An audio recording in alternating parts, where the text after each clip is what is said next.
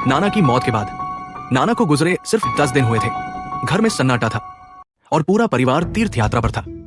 बस मैं और मेरा छोटा मामा नाना के पुराने गांव वाले घर में अकेले थे। वो मिट्टी का पुराना घर, लकड़ी के दरवाजे और घर के अंदर एक अजीब सी खामोशी फैली थी। रात को खाना खाने के बाद मैं वॉशरूम गया। गांव में वो थोड़ा बाहर बना होता है। जब वॉशरूम से काम करके निकला तो मैं सीधा कमरे की तरफ मुड़ गया, लेकिन तभी पीछे से किसी की धीमी आवाज आई, रोहन, रोहन।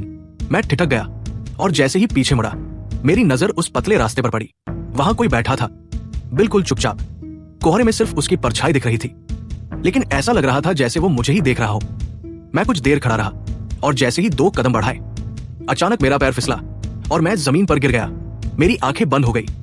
जब होश आया तो देखा छोटा मामा मुझे हिला रहा था। मैंने उसे सब कुछ बता दिया, जो देखा, जो महसूस किया।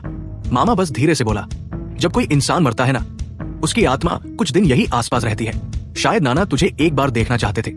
उस दिन के बाद मैंने उस घर में कभी चैन से नींद नहीं ली, क्योंकि मुझे अब भी लगता है हर रात कोई उस रास्ते पर बैठा होता है और मुझे देख रहा होता है। अगर तुम्हारे साथ भी कभी कुछ ऐसा हुआ है तो नीचे कमेंट में जरूर लिखो, मैंने भी महसूस किया है।